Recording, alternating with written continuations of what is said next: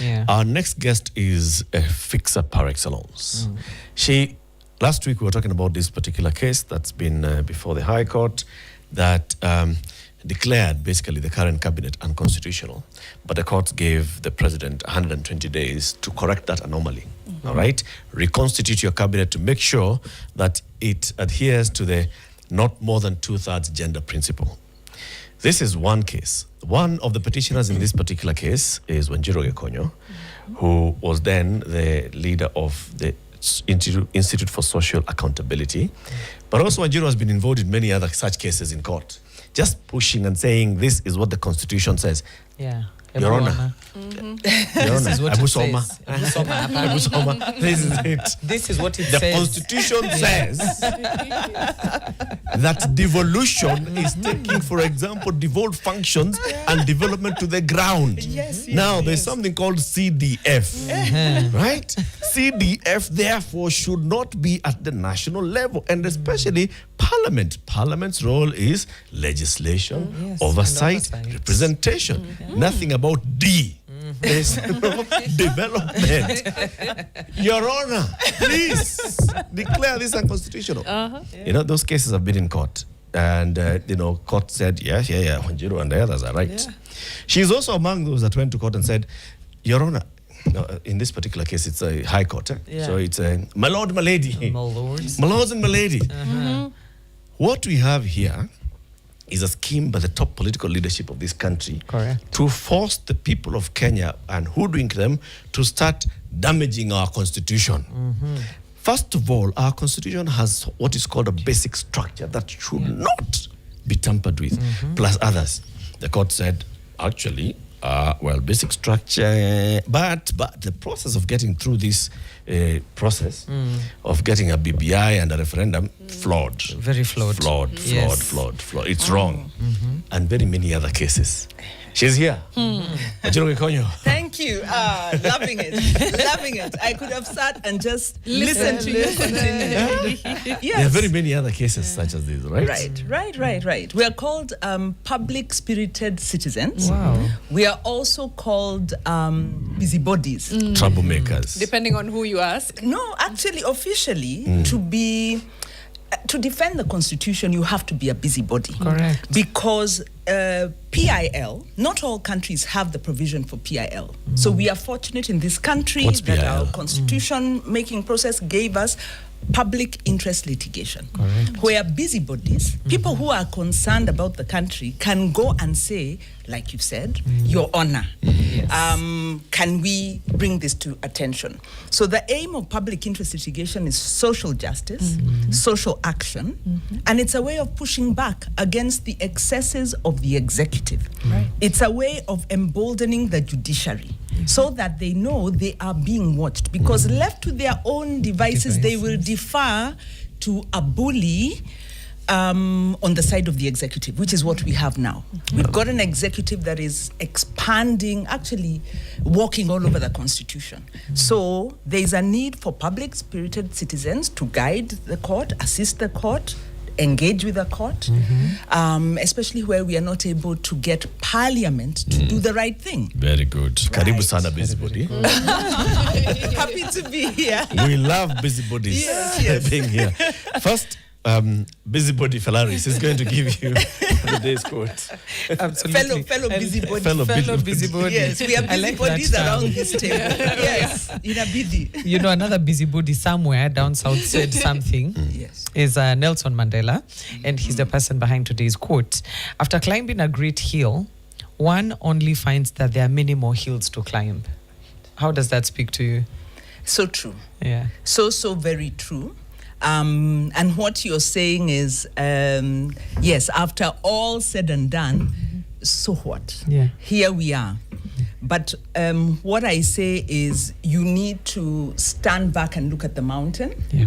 Because if you look at the hill, you'll miss the bigger picture. That's true. I happen to have been old enough during the dark Moi days to know why we need to fight and to know why we must resist. Abubakar Zain, who's the former ED of Uraya, ELA Legislative Court. Unfortunately, very unwell now. We are praying for our comrade. When the Uhuru Ruto regime came into power, and we were having discussions as civil society saying, my goodness, the No campaign is actually sitting in office and we are here. What do we expect? And part of the scenarios that we drew up was the importance of resisting. Right. Because unfortunately, the transition mechanism after the enactment of the Constitution properly should have been a caretaker government of sorts. To deal with what you were discussing earlier, when the discussion was it will take some time to clean out the rot or to clean out the failures and the culture. We did not have that.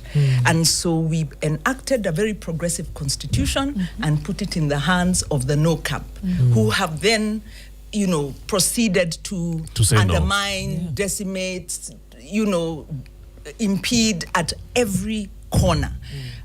So yes, it feels like a relentless task, but we then, when we take a wider picture, we recognize our first revolution or our first liberation was the independence liberation. Our second was the multi-party that led us to the Constitution. And now we're on a third liberation. And the Gen Z in 2024 came up and told us and laid out the grounds of what is expected.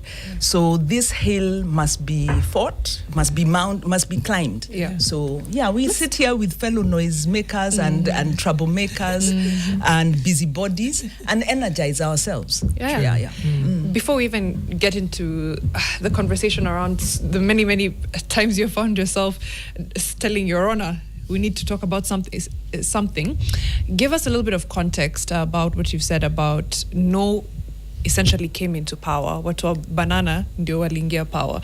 There's a lot of young Kenyans right now who were born in 2005, who were born in 2002, who are just like, what you talking about, Willis? They've always known a constitution and a good one at that. So for them, they may not understand what you mean when you say that essentially we birthed a beautiful constitution and then gave the people who opposed it essentially the mandate of being its parents. And I think part of the failing or part of the need on our part is to have that conversation, because I was in university and completed my university in the early 90s. I was in high school, therefore, in the 80s. And this was a very dark time. This was a time, even if you had a gathering in the house, you whispered about the president and you were afraid because we were in an authoritarian, a brutal authoritarian dictatorship, a single party rule where people disappeared, and to even speak negatively about the government was proscribed, and you were then termed an enemy of the state, and in fact not termed, you disappeared. So it was a time of a lot of fear, and we did not have the kind of open discussion we have now. And so our universities were undermined. A lot of the best brains, left the country. Left the country. Actually had to flee because some of them were imprisoned. In fact, Willie Mutunga talks about his time be in detention. It was not imprisoned, because you're imprisoned for a crime or when you've been through a due process. Yes, they're in some sort of detention, like the colonial government did.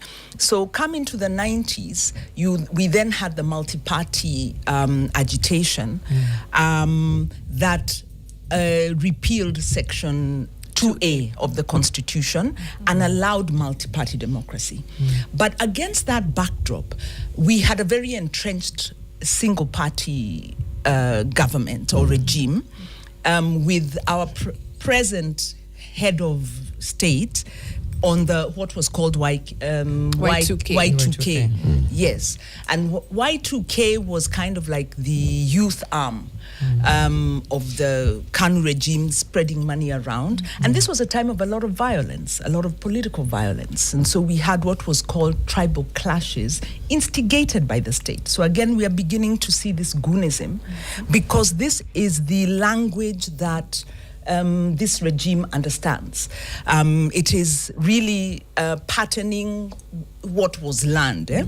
So the constitution process started with what was out of what was called IPPG. The agitation of civil society, leaders like Martha Karua, leaders like he was then, a forerunner, Muite, and leaders in the faith-based, in the church, really kind of moved together and began to push a constitution change agenda. Because they said, as long as we have a constitution that's been amended, I can't remember whether it was 23 times, a mongrel of a constitution that consolidates all the power in the presidency, where parliament is subject to the presidency, even the term of parliament, and in all manner of ways, then we need to change the constitution. So there was then a mini change of the constitution called the IPPG, where Moi, because of the economic crisis the country was in, development partners said, we can't continue. We had structural adjustments. So there was a conflation of economic and political factors that then forced Moi to the table to say, okay, let's talk. And it's a little bit like what BBI was trying to do, but not as not as well crafted, because the IPPG talks had the civil society input, had the political input. The political parties hijacked it a little bit and diluted some of the provisions, and politicians will always do that. But it was a genuine process that began the process of democratizing, re-democratizing Kenya's institutions. And the IPPG was a partial constitution amendment that then went into the 1997 election, where the opposition hoped to win, but couldn't win because they were divided. So again, the discussion you were having earlier, is this a 1997 moment, or is it a 2003, 2002-3 moment where the opposition come together?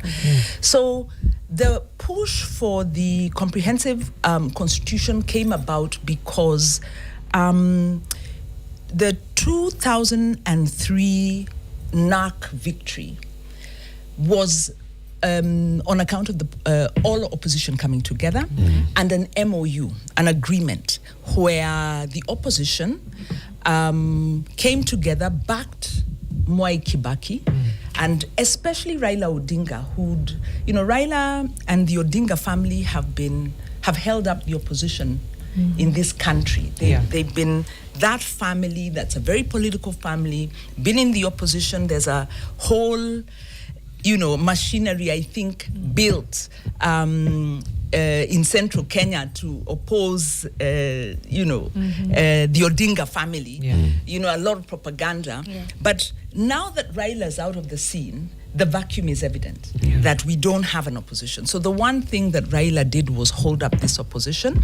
And so in saying Kibaki Tosha, there was then an MOU where he would throw his weight behind this Kikuyu candidate, because at this point there was no pretense.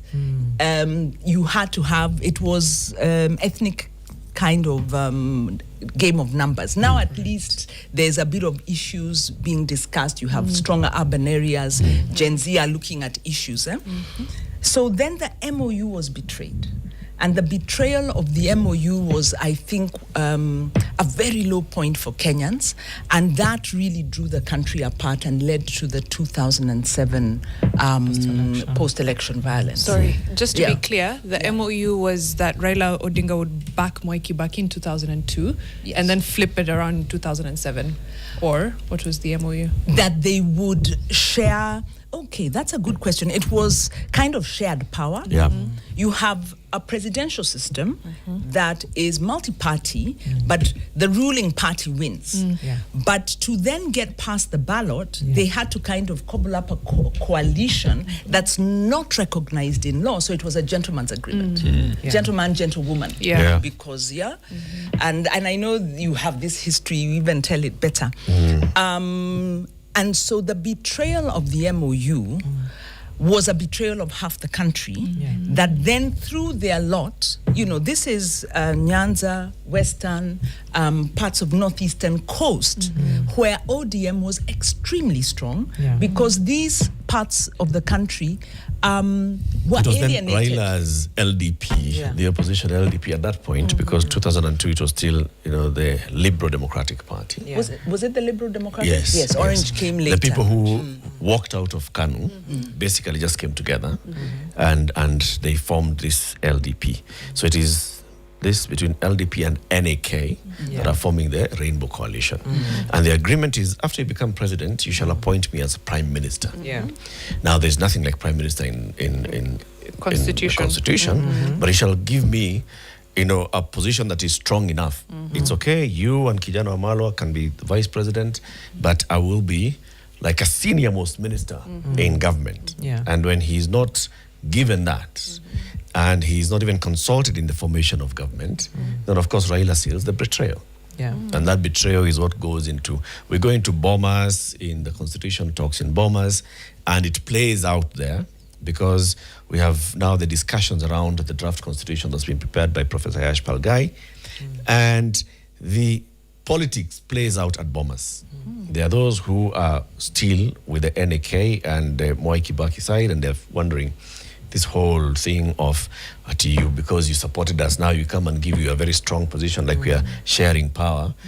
What kind of thing is that? You're trying to get power through the back door. That was the wording there.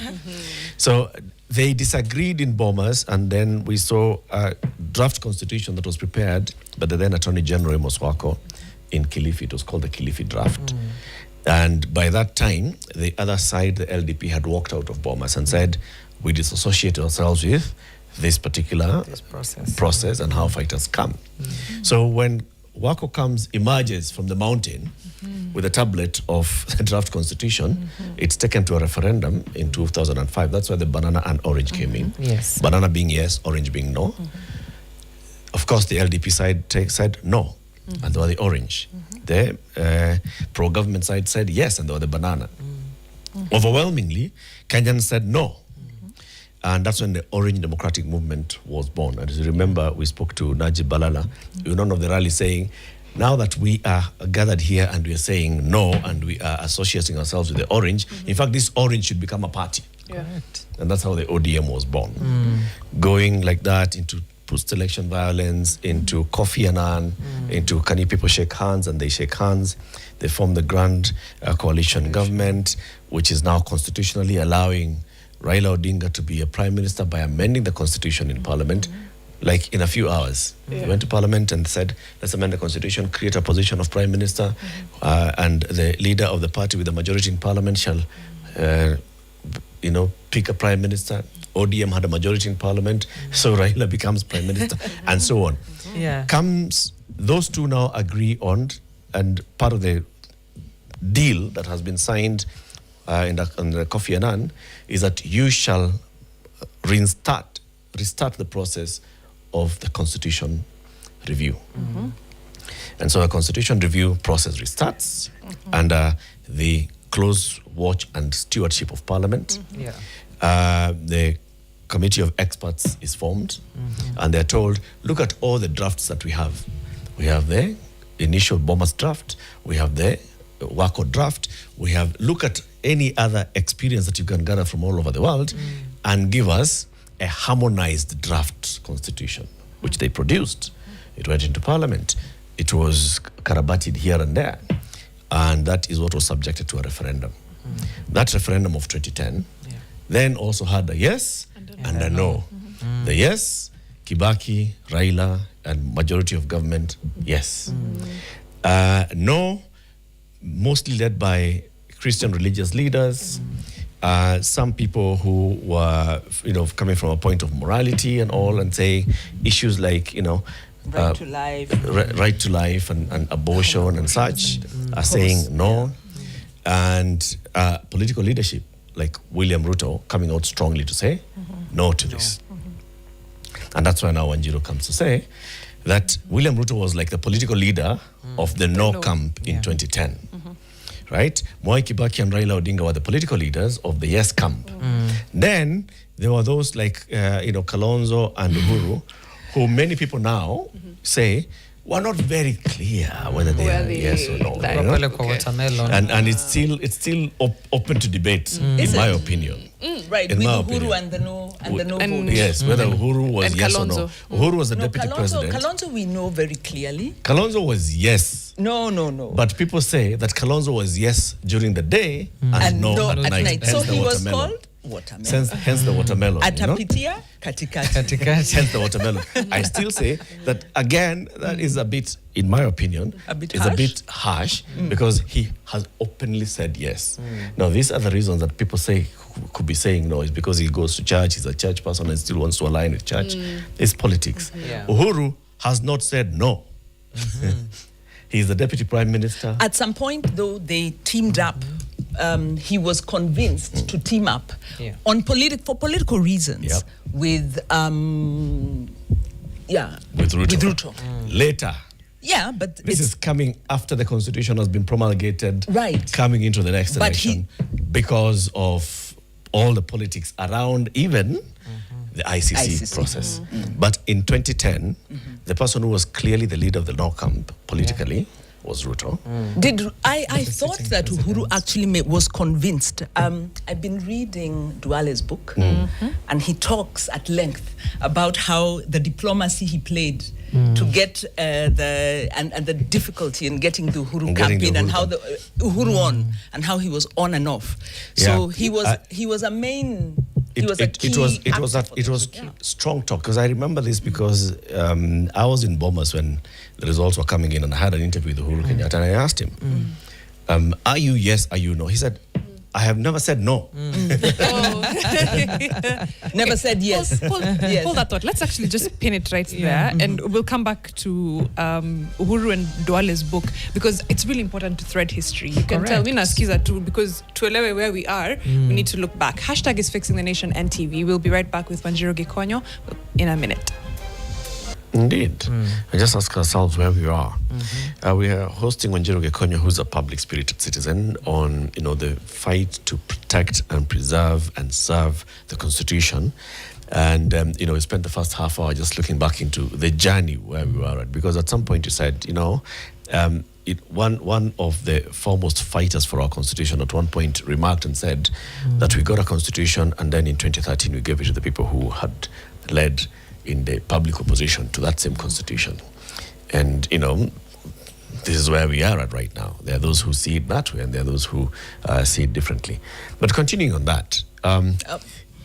Well, there's always two sides to the story, but a constitutional challenge doesn't come about if the Constitution isn't being violated. Yes. And I think the statements made by both Uhuru and more so by Ruto indicate their discomfiture with the Constitution. Correct. And the BBI process, and it's great that the court called it out, because the attempt then was to use the process of the popular petition process to amend a constitution as the head of state. And our thinking then was simply implement it. There's nothing wrong with the Constitution. In fact, it's not about opinion. Kriegler, in 2000, I think that would have been 2009, because did the report come out in 2008? I think it was in 2009, said that the election law then, and this was like a very kind of weaker version of the law, and still this kind of weak constitution. Yeah. He said there was enough in the law to have prevented the post-election violence had the officials abided by the provisions of the law. Yeah. So it's not about the law, it's about constitutionalism. It's about rule of law. Yeah. And I think if you look at the dissenting opinion of the ruling that came out on the vetting case, on the gender, Justice Nga talking about this, the gender composition of the cabinet. Yep.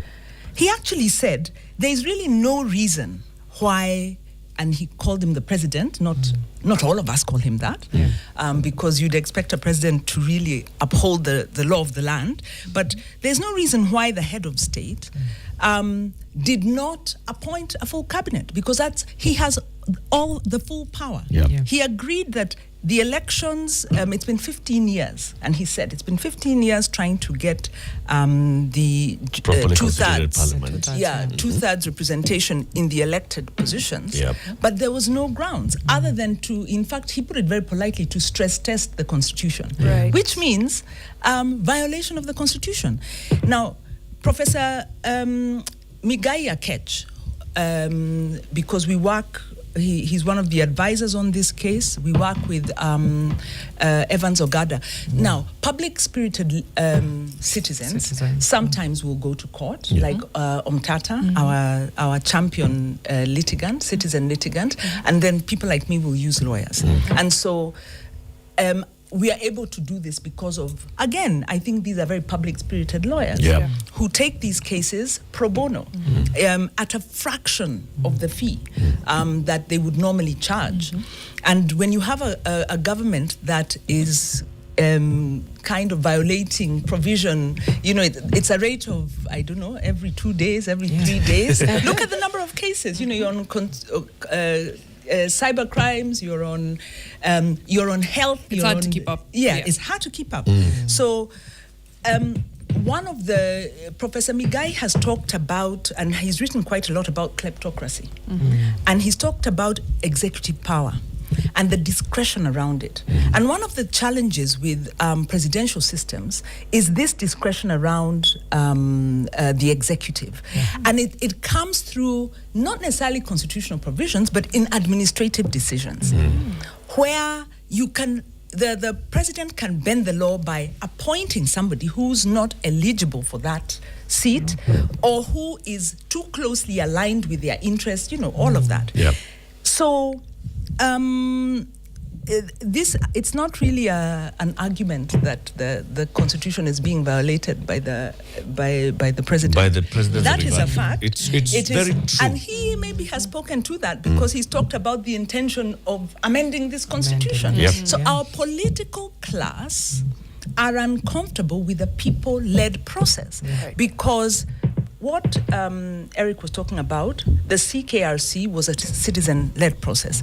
Yashpal Gai, and this was the early 2000s, had been around the globe. Right, it's a Constitution of Kenya Review Commission. Yes, Constitution of Kenya Review Commission. It was a, I think there was a constitutional, it was actually, there was a legal provision that set it up. Yashpal Gai had done constitutions, and he brought something we hadn't seen previously, which is citizen participation.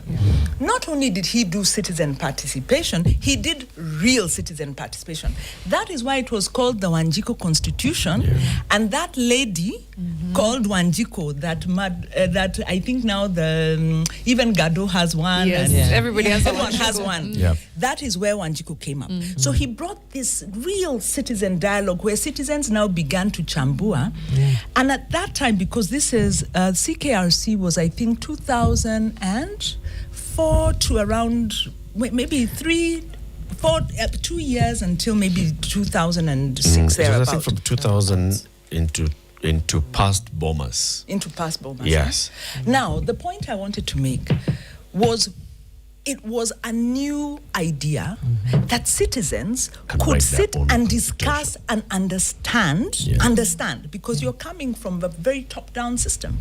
And they will chambua and give points that make sense. So CKRC came up with proposals for a constitution that was citizen-led. And even though you had all these various drafts and amendments, the process was citizen-led, including the 2010, where the government of the day lost and the opposition won because citizens supported the constitution. So we have a constitution that is a citizen-led constitution. Yes. Our political class were never comfortable. This is why they diluted and have continued to dilute Chapter 6. Yes. This is why we went to court. Actually, we went on gender because we were like, that's a straightforward thing. Even now, we're kind of like, Kwani, the court is, they are speaking to, maybe they know there is a reshuffle coming and appoint 2 women, win some favor because they, unfortunately, apart from the dissenting opinion of Justice Nga, the majority opinion ignored or didn't deal exhaustively with the issue of eligibility. Because if the president stood before the state and said, on grounds of performance, on grounds of whatever, he's going to fire these cabinet officials and then the AG as well, and then turn around and appoint them, what, the question we are asking is what shifted? Number one, you can't, the president cannot arbitrarily fire a cabinet minister, cabinet secretary. And the reason is, this is what Moi used to do. And so the constitution was written very much with the violations of the Moi regime. Moi was a terror on our life. And the constitution was made so tight because at every point, Moi would violate. So it was like, you can't just fire people. They come out of a meeting. When they are leaving the meeting, they find their official car has gone. He stopped to buy bananas. Yes. You've gone home. You've gone home. So Nga argued that, in fact, there is a process even for the president to fire. And so the fact that he did it means he cannot rehire. The question we also raised was about integrity, because many of these people had been cited in the EACC report on integrity grounds. Unfortunately, both our arguments did not see the light. Were not exhaustively, the majority opinion did not agree with us. But it's a continuation of what we've seen with Chapter 6. So our political class is not happy with Chapter 6. And the judiciary is very deferential to the political class on this. Because when the judiciary is very militant on issues, they get punished. And also, if you raise a standard on Chapter 6, it applies to everybody. It applies to everyone, including them, because it's everybody who's in public office. True. Now, you have a question? Yes, I did. When you mentioned public interest litigation, I'm just here thinking about how does litigation then help us solve the problems we continue to experience as a country? Because I'll go back to BBI. With Uhuru being very clear in 2021 saying the BBI dream it's going to happen. It's just been deferred to another day, which then brings about, will we always go back to the courts to litigate on matters constitution? Are we just simply slowing down bad decisions as a country by means of litigation? Because it must be very exhausting. I think the question really is not about litigation. The problem is in the fact that we have this amazing provision that only a few countries have, by the way. The ability for citizens to litigate. Imagine if we didn't have that provision. Would the government litigate against itself? No. So it's not about having the provision to actually litigate. The question is, how do we deal with executive impunity? How do we deal with a renegade parliament that will not do its work? So the question we have now is political accountability. We've got the law. And of course, we're going to contest the law. And democracy is always contested. And so when the Gen Z went out onto the streets, they were contesting, the democracy. They were contesting governance and accountability in this country. And they did it through the avenue they felt they could. Because yours, in fact, it's reflective of your age. You're saying, why should I go to court? Why should I vote? This thing doesn't work. I'm going to the streets. But the problem is not the litigation. The question is, how do we now get the political accountability? But I've always raised this question here and elsewhere. Look, and thank you for bringing that out so well, that Yashpal guy, it had happened that in Parliament, one of the times, not in Parliament, one of the rallies, Moi had said, so there's so much push for this constitution thing. Yeah. You know, Wanjiru is more concerned with what is in her sufuria. Okay? So this, don't bug Wanjiru with this nonsense. That's where the word Wanjiru actually started coming in.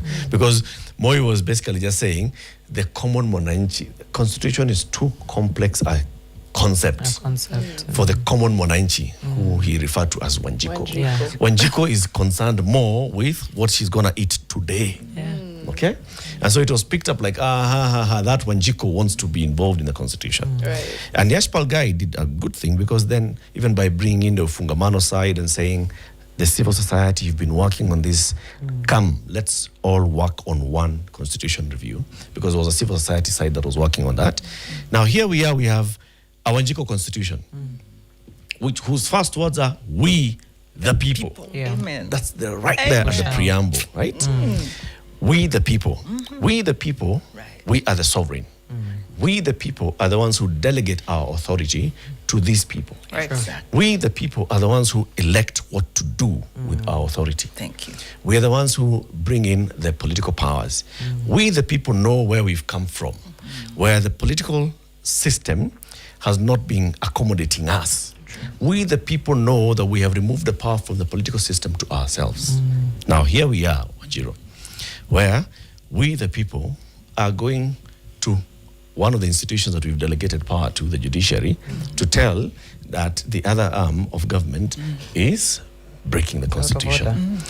And then we have seen that arm of government trying to clamp down on the judiciary to try and, subdue it so that it doesn't rule against it. Right. So we are seeing continuously, increasingly, even if a high court decides this, the Court of Appeal then starts deciding another way, and we start asking ourselves, was there power applied on the judiciary to start amending? So we are not safe as we are. Not at all. Not with our political leaders, and then what it does to the rest.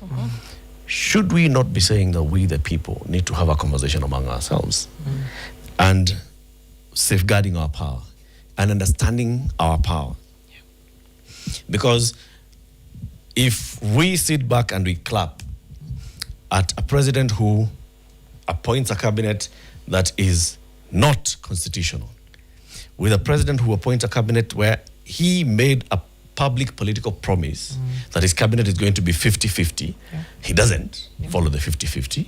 He doesn't even follow then the constitutional threshold of not more than 2/3, but we clap. Then when Kina Wanjiru go to court, there are some who will clap based on their current political feeling, and there are others who will find Kina Wanjiru are busybodies.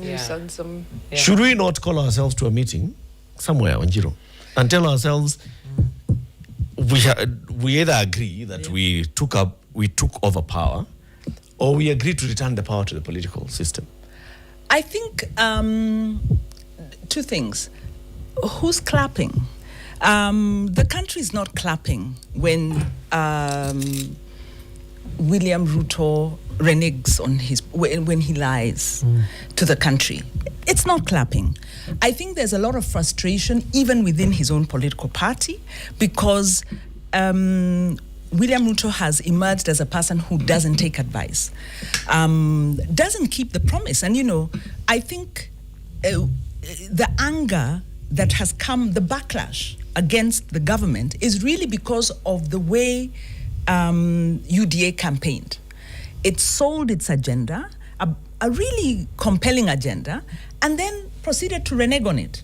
Bottom-up development, they've then gone, sold the country. You're talking about, it was about importation of fertilizer, and everything they've done is putting us further into this extractive kind of debt-ridden financial system. So local, international, the allies who are being picked siding with Israel, we're talking about, you're like, why?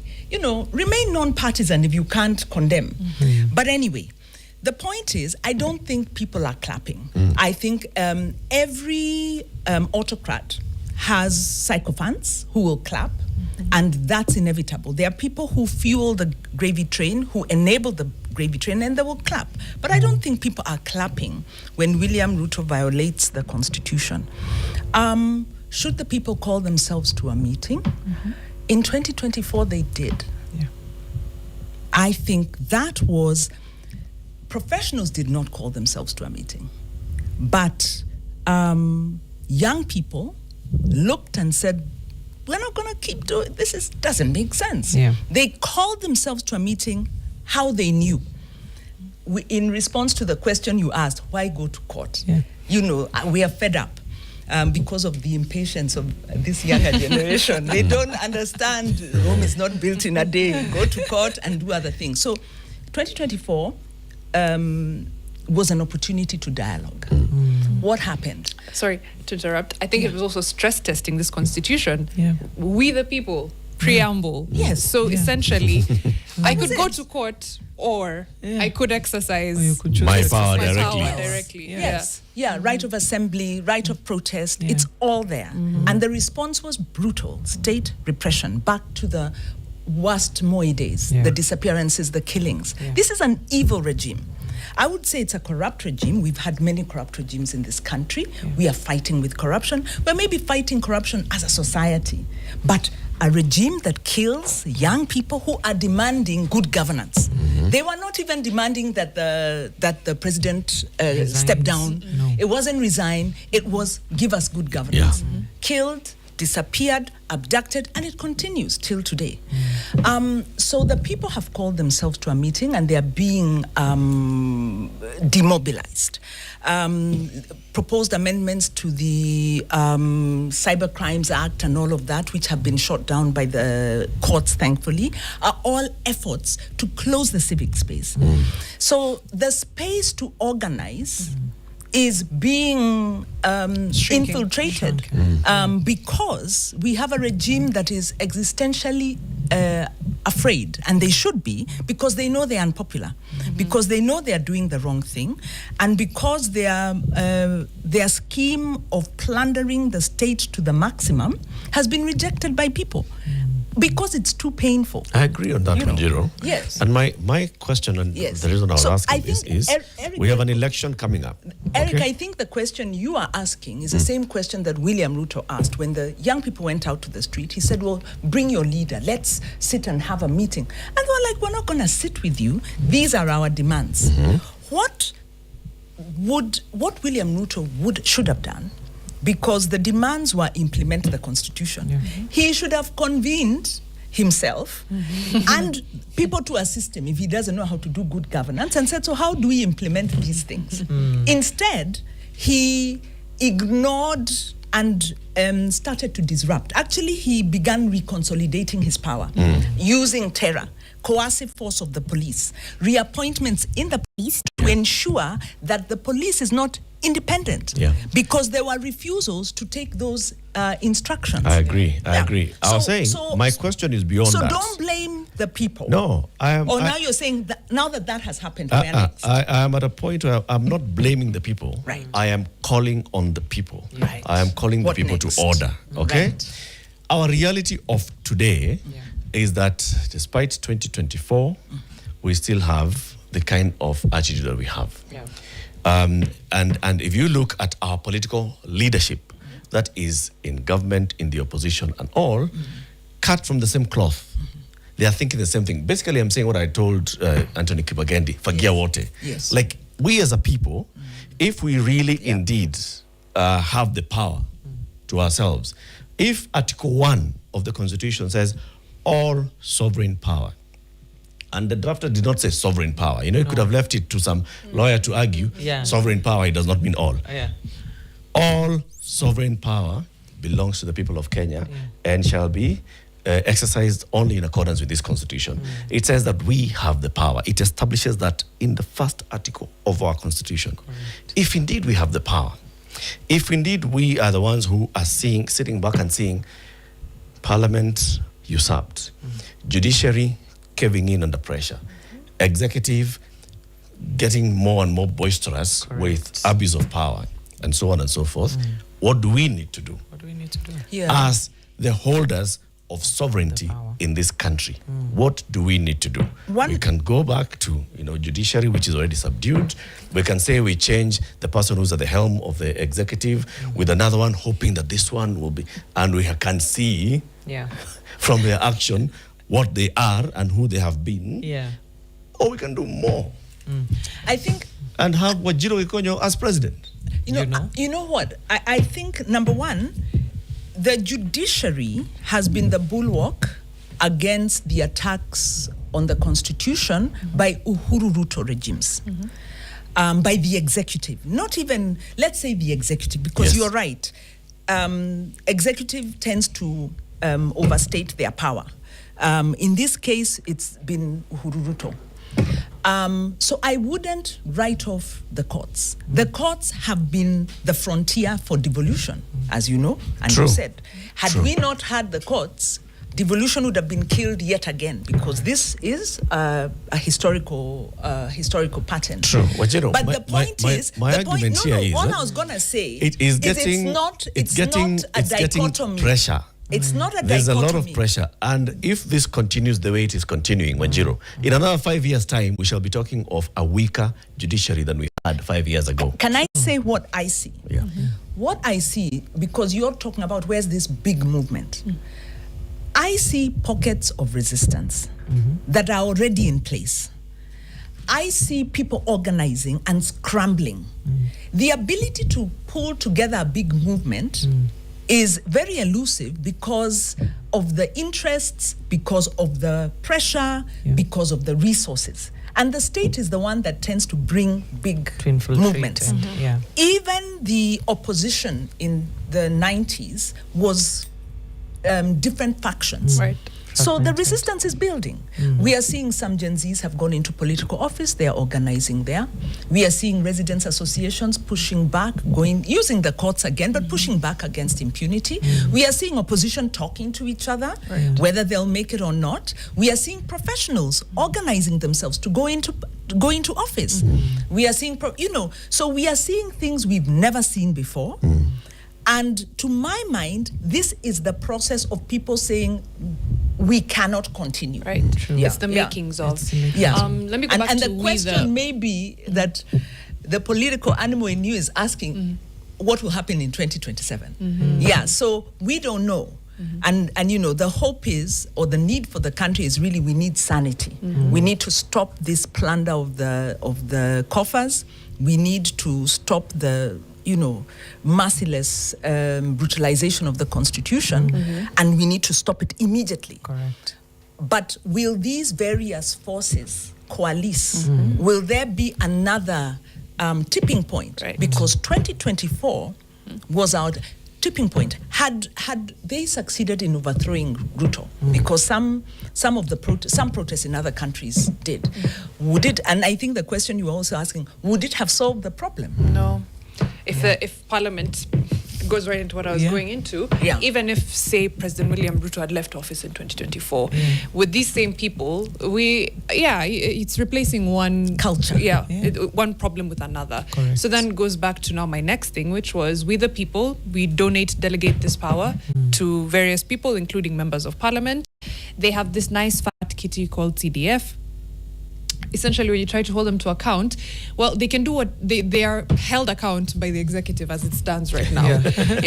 They do the bidding of the executive, and then to kupaka watu mafuta, whatever, kufunga macho, they use CDF. They're like, school, classroom, toilet, bridge. I mean, holding that power.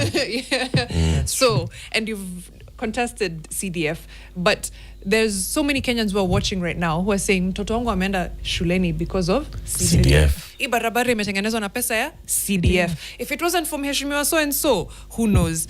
No.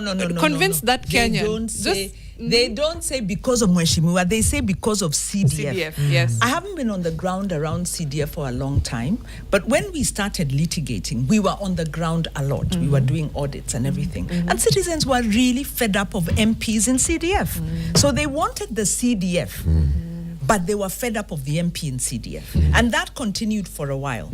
When we now got proper into our litigation, we reduced our public messaging because the CDF was so popular, but we were aware the MP in CDF wasn't popular. And all of our court rulings, the 3 on CDF, the 1 on NGCDF, have actually said the MP does not belong in CDF. Yeah. So the question is not the MP. The question is, how do you get the MP out? And they're the ones CDF. making the legislation. And now here's the issue now. That's the issue. The law, Yes. as it was amended thanks to your litigation, now does not have an MP in the CDF, right? It has a CDF local constituency CDF committee that is elected by constituents. Yeah.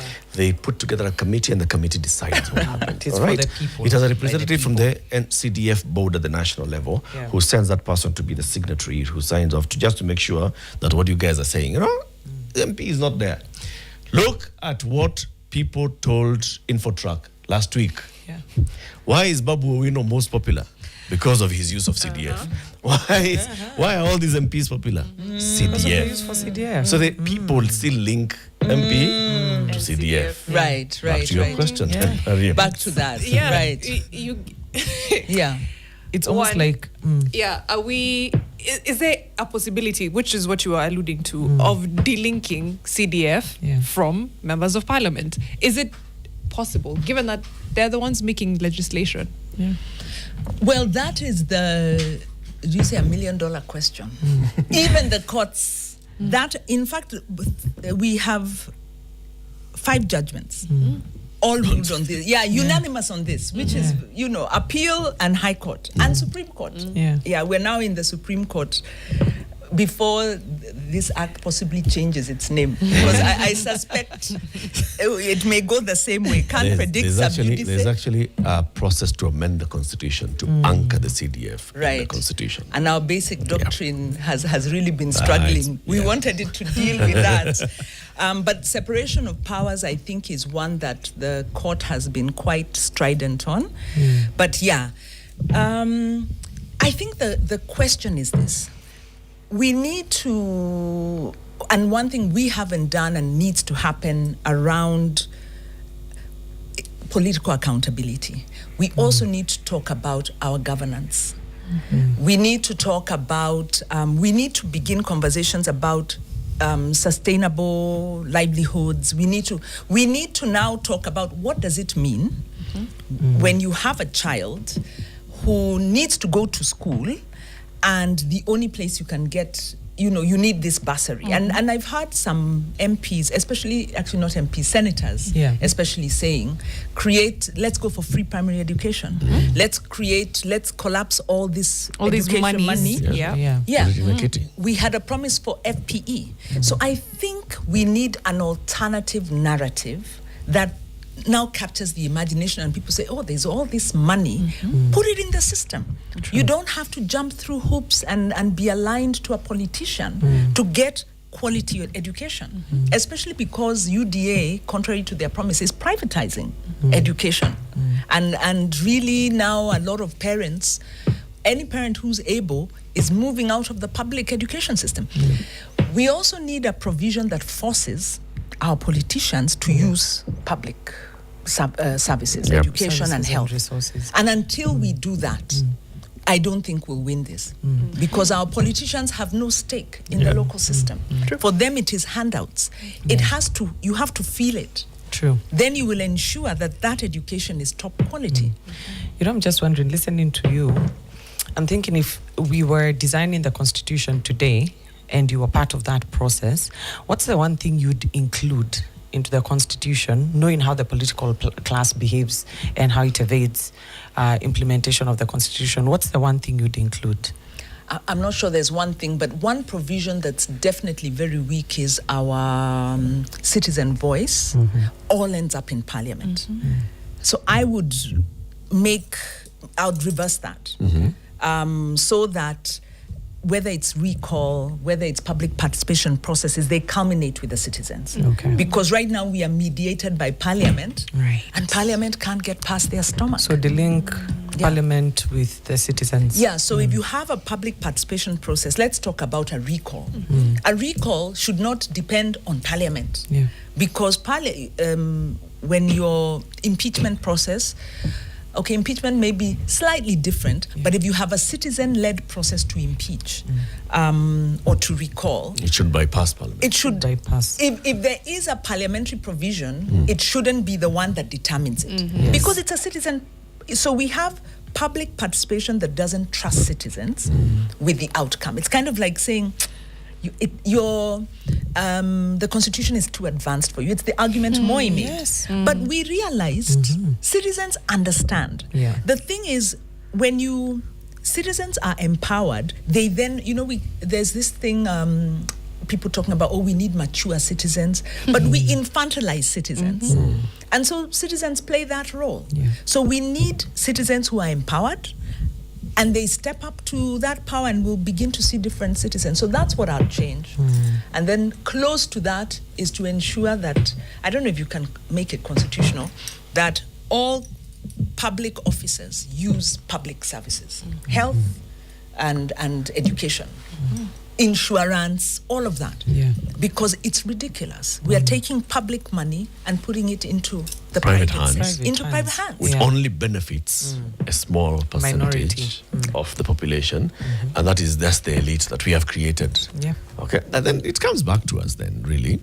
In the form of taxes, because then we pay for the deficit. Yep. We come and fund lifestyle of others, Yeah. and then there's a historical journey to how we end up here, right?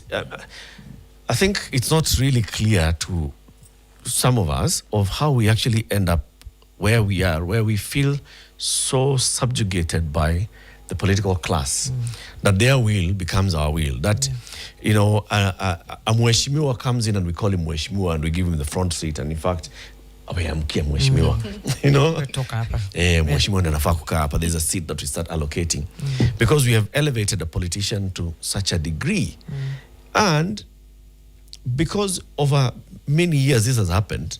Even after we sat and we told ourselves that we are the sovereign, we still have not internalized what sovereign means. That until the day we internalize what sovereign means, it means that I am the most important person in the room. Then it shall not change. It starts with an election. True. Right now, politicians make themselves to be the most important player in an election. And I've always argued with politicians on this because they say they must determine the IEBC. Yeah. They must determine the budget.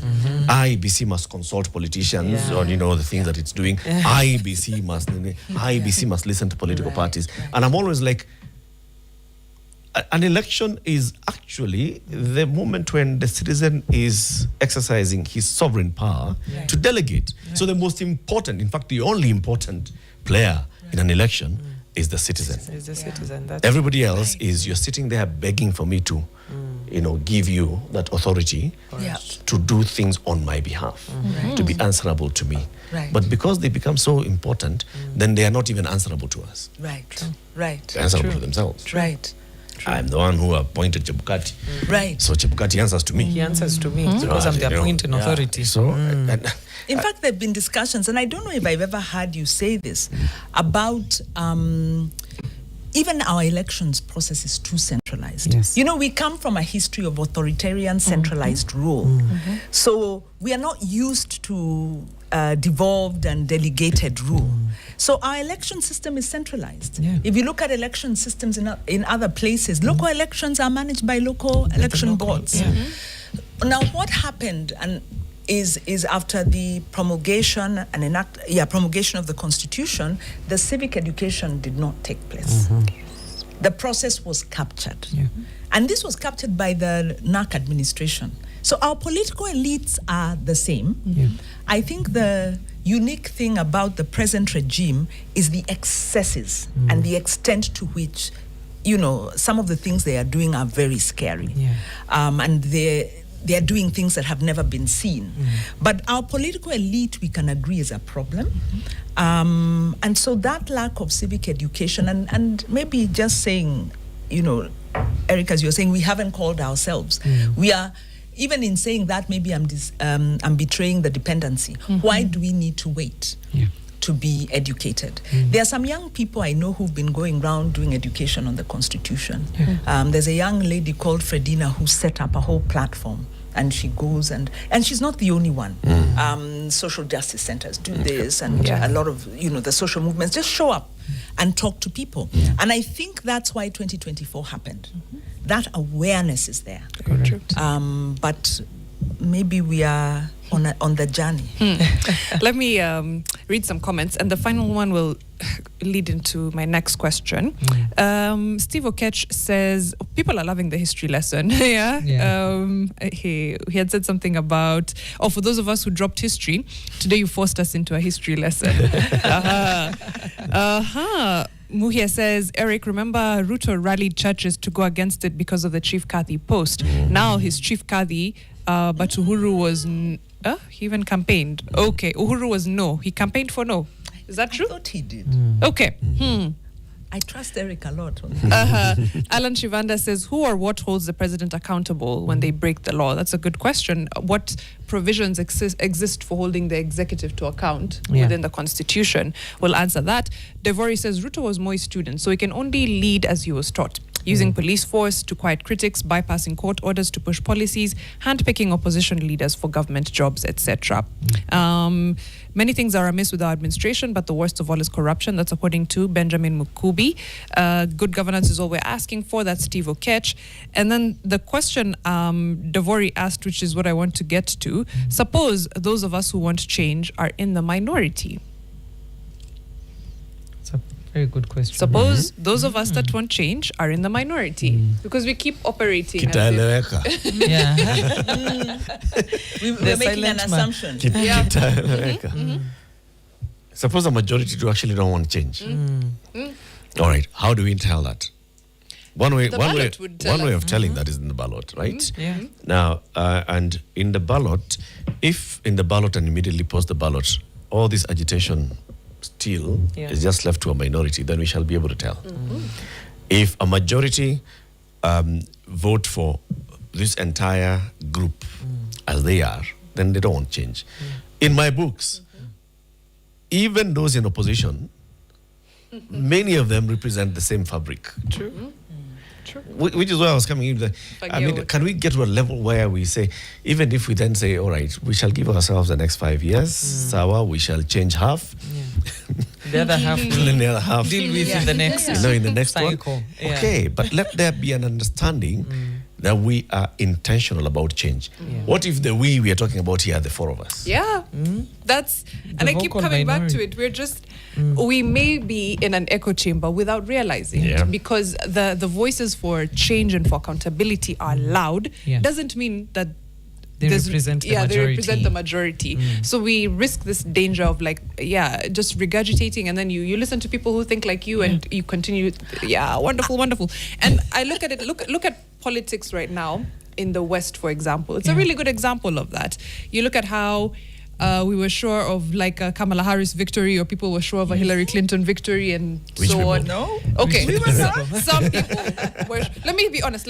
With Hillary, you saw it coming. You saw the optics of it kind of looks like it looked she like had it was going that Your way. echo chamber was telling you. Exactly. That's why I'm very wary. That's why I'm very wary right now. I'll go again to 2022, and the echo chamber was also saying the same thing. And then you go to the polls, and it's like Allah. I like your positionality, because the first thing you have done is to admit you could be in an echo chamber, and your statements have then gone on to prove it, because the numbers were not saying that. That's why I'm very wary of right now. That's why I'm like, I have learnt my lesson from previous echo chambers. I don't want to be in another one. Be encouraged. I think looking at the last election, where 40% of the youth vote didn't collect their vote, and those who didn't vote. So there was 40% of the youth vote that needed to turn out that didn't turn out. I look at my interpretation of that vote is a vote that was disconnected with the politics. I read disconnection as not interested, not buying this agenda. That is a potential transformation vote. So do people want change? Yeah. Yeah. Then for me, 2024 is like its own baseline. That one is a survey that filled itself and said, Yani, this young generation are fed up. The question is, how do you move from fed up to transformation? Because I think I'm hearing the pragmatism that's Eric is bringing, that this thing, one way or the other, will be incremental.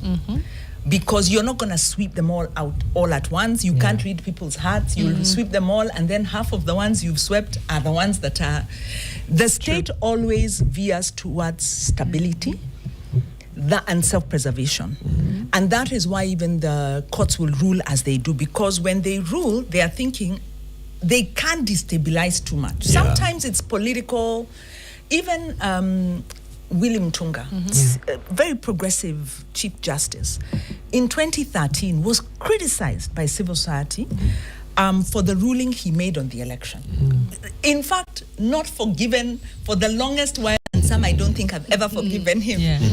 But I think where he sat, he looked at the country Kenya and said, this country has come so far, anyway, peace and stability are so important because the country needs to survive. So I think we have the forces of change. The question is, how will these coalesce and cause it? And how do we instigate it? Because you can't wait for it to happen. And who is instigating? I think those are the questions that I would ask. Okay. Yeah.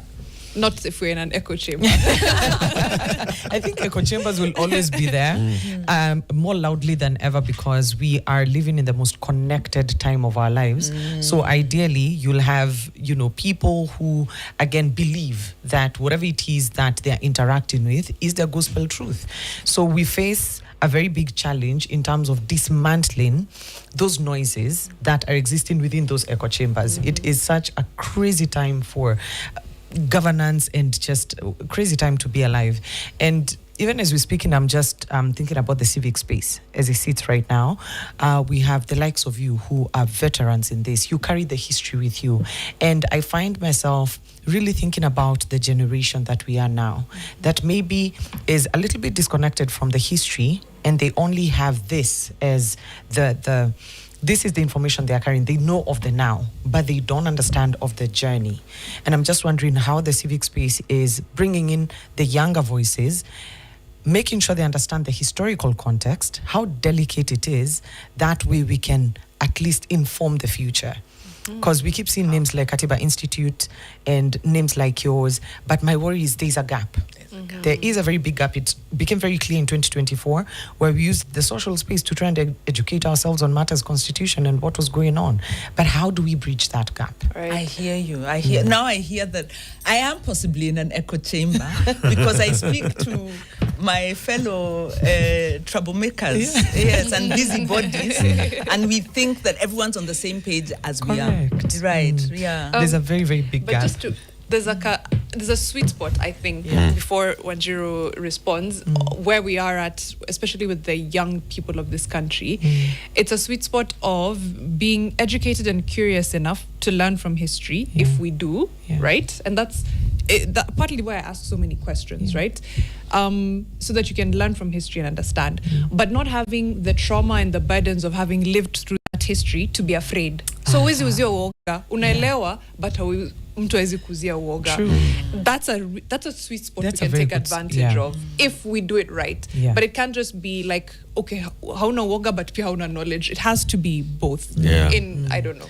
And you see, when you speak of the fear, Mariam, there is what the state-sanctioned violence is doing. It is creating the fear in the people. So they knew a different kind of terror and fear. Then in comes a generation of now that really would want to push towards transformation and this liberation, but the fear is now we are starting to inject the fear. So we cannot separate the two. True. Right.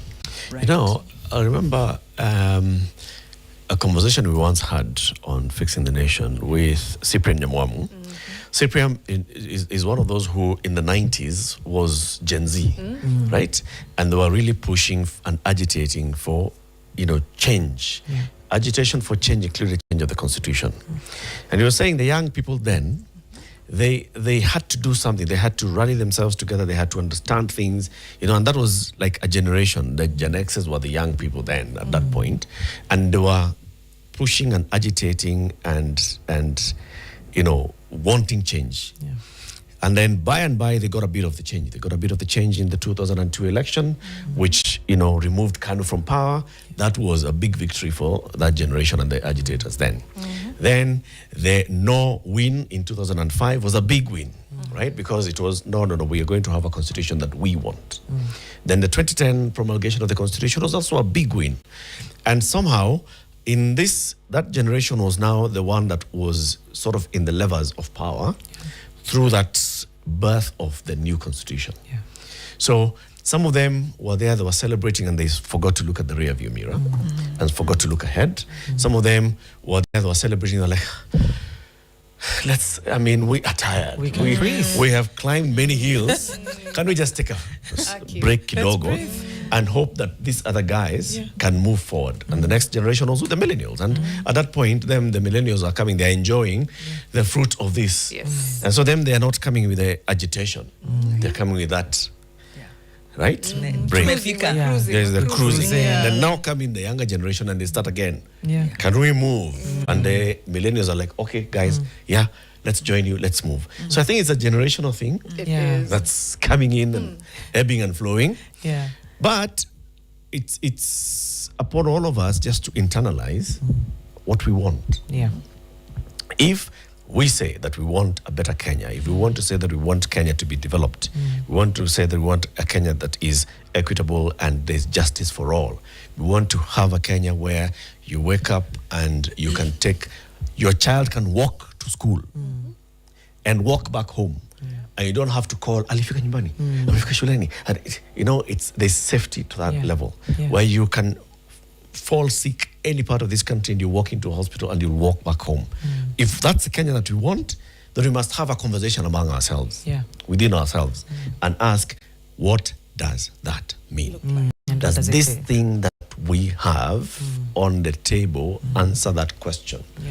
Do we want that to answer the question, or do we want to answer the question ourselves and then hand it over and say, this is the job description, these are the expectations, these are the terms of reference. Wanjiru Gikonyo, are you willing to take up this job? You say, yes, here is the job. Not you coming with your own TORs, with your own job description and telling me to give you the job that you've already defined for yourself. Right. I like that. Well, Wanjiru, we're completely out of time, but as a parting shot, what would you say to all Kenyans listening right now who want to play their part in safeguarding our constitution? What do we do as we move forward? Spirit and letter of the constitution. Yeah. Inform yourself, be informed, organize. Really, there is no substitute. Get involved. Don't complain. Don't just tweeting is sensitization, but we need organized action. And even if it feels like you're a small group, small groups will coalesce with other groups. So start where you are. Maybe the last thing is we keep thinking about one-term presidency, forgetting we have these people called MCAs who run our lives, who run our cities. And those people are very close to us. We must really focus on that. Thank you so much. Let's end it there. That is Wanjiru Gikonyo. She is a spirited and active citizen and, of course, a public litigant par excellence. Let's end it there. We'll be back tomorrow 6 to 10 a.m. for another edition of Fixing the Nation. From myself, Mariam Bishar, Eric Latif, and, of course, Falaris Wamboy. Have an amazing, amazing Monday. Your world is coming up. Tunaongea nini leo? Mambo ni mengi ya kuzungumzia. For your world. For example, the cost of always being strong. Being there for others without losing yourself. Right. This is part 2 of that conversation. They have several guests, including Gloria Chebet, who's a founder of Human Intelligence Development, John Mudenge Wanjohi, a life coach, Miriam Mwangi, who is a counseling psychologist, and Dr. Abiola Salami, performance strategist, executive coach. Part 1 happened last week. Part 2 is today. The cost of always being strong. You're there for others. But for yourself, nothing. And of course, on Nation FM, it's Claudia Naisabwa and Brian Aseli on Vibe Shift. Have an amazing Monday.